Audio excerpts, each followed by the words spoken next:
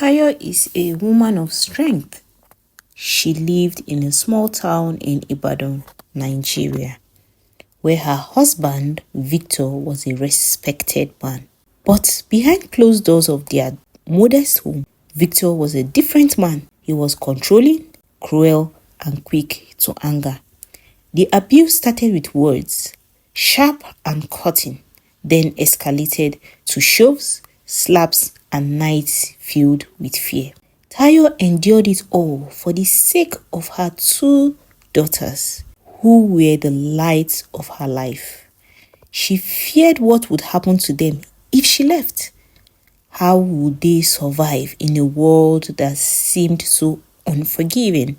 Yet, with each day passing, the weight of her situation grew heavier, pressing down on her heart until she could hardly breathe. Victor never let her walk.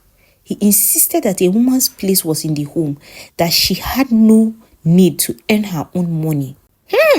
But Tayo was resourceful. While Victor was away, she took on small sewing jobs, mending clothes for tailors, and baking bread that she sold quietly to those who knew her plight but dared not to speak of it.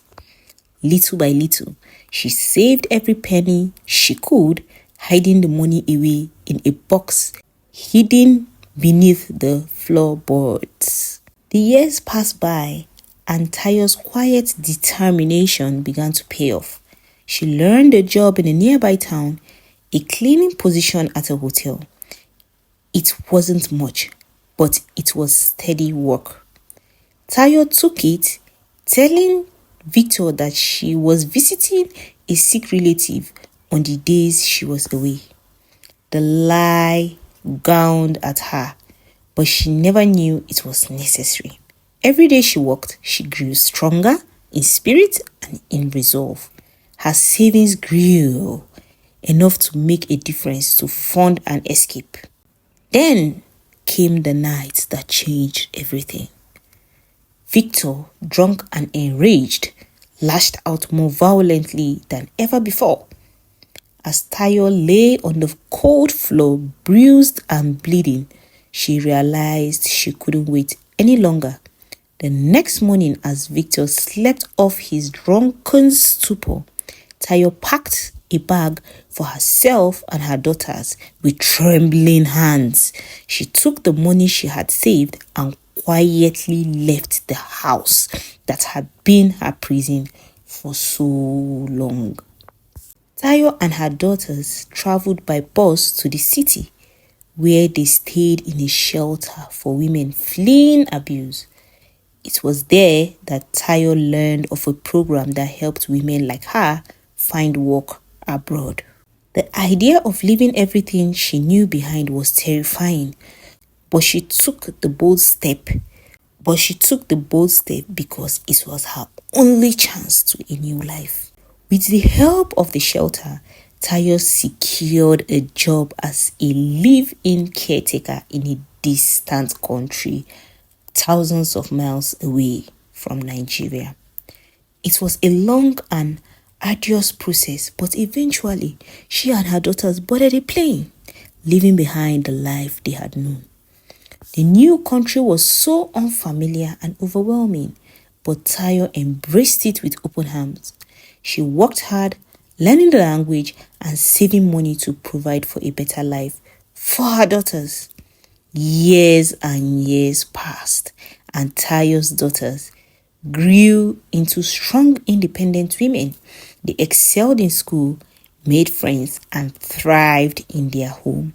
Tayo's heart was filled with pride as she watched them blossom, knowing that all her sacrifices had been worth it. Back in the small town she had left behind, Victor's life had taken a dark turn. Could this be karma? His health began to fail, the years of heavy drinking and anger catching up with him. He became bedridden, dependent on the kindness of neighbors who pitied him but remembered the man he had been. He was a shadow of his former self, alone and bitter, with nothing left but memories of the family he had driven. Tayo never returned. She built a new life, one filled with hope and possibility. She had found freedom in a distant land, far away from pain and suffering of her past. And though the scars of her old life would never fully heal, they were a testament to her strength, a reminder of the woman she had become.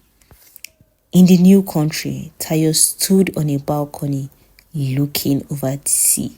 Her daughters by her side, the sun was setting, casting the sky in hues of orange and pink. As she watched the waves roll in, Tayo felt a deep sense of peace.